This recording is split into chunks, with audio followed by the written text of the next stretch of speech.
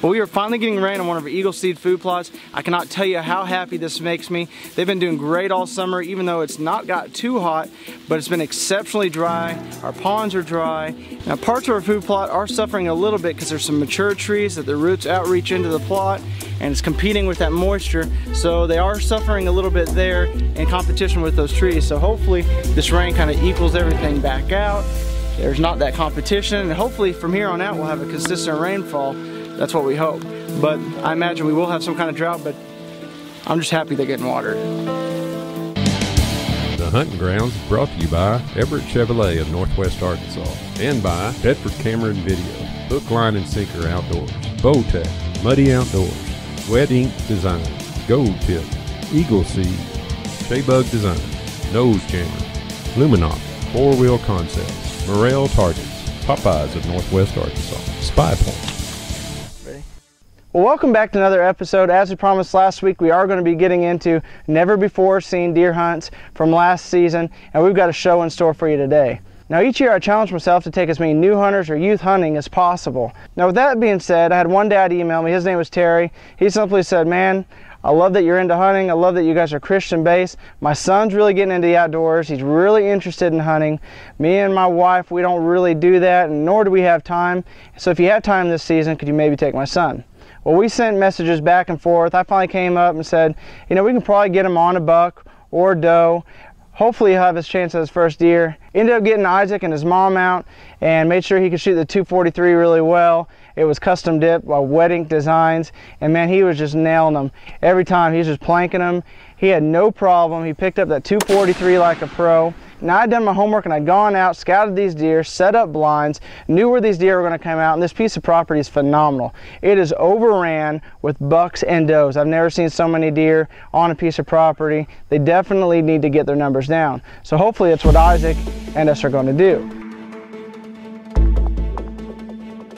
Now, the cool thing about Terry is he wasn't even interested if his son for sure got a buck or a doe. Now, what he was interested in was us just sharing our faith. He wanted his son to know that you can live a Christian lifestyle and still be a hunter, and how we do that throughout our lives. And I said, man, that is no problem. That's exactly what we stand for. That's what we do. That's why the show is here.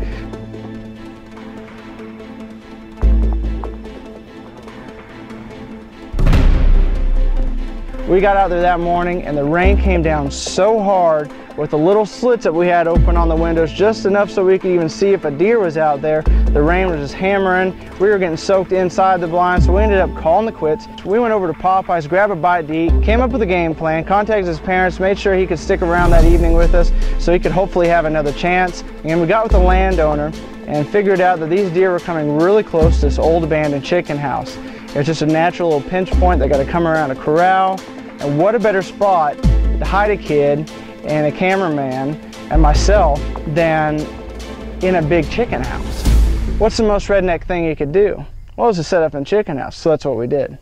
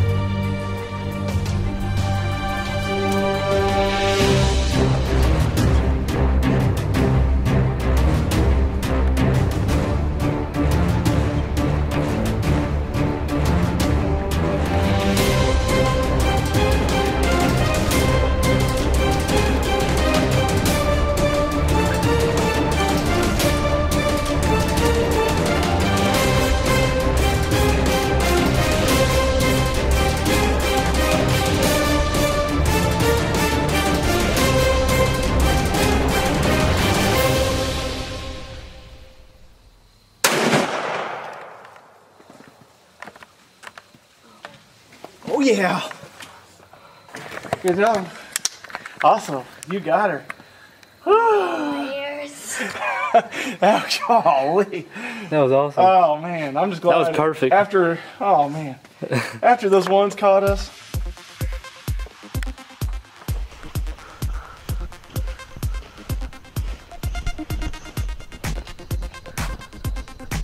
Hi there.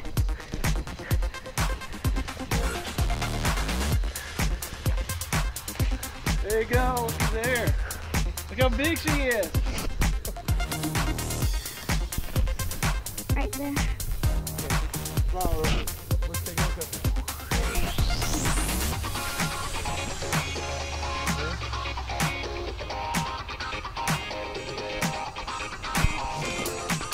Look at that doe. He is huge. I don't think you could have got a bigger doe. Look at that shot. That's perfect right out there. So you couldn't have asked for a better hunt. The doe didn't go anywhere. And let me tell you a little bit about Isaac. He's a really quiet kid.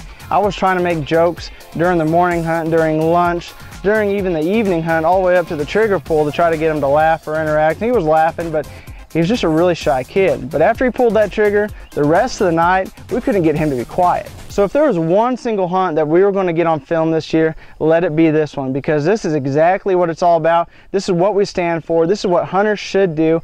We should all go out of our way each season, set some of our hunting time aside, get a new hunter or a youth involved in the outdoors, and pass on that legacy. Because if we don't do that, the sport of hunting could not continue to go on in the future. But luckily we were blessed with a lot more hunts. We've got a lot more coming up. Don't forget to sign up for your free emails, because you are going to miss some episodes if you don't, at thg-tv.com. And until next time, go out of your way to get a youth or a new hunter involved in the outdoors, and as always, have a better than average day. It's hot. It's a wrap. So this is what we're looking to take out of the herd here on this piece of property. A lot of does. So did someone pass gas? You did? Isaac? I thought someone did.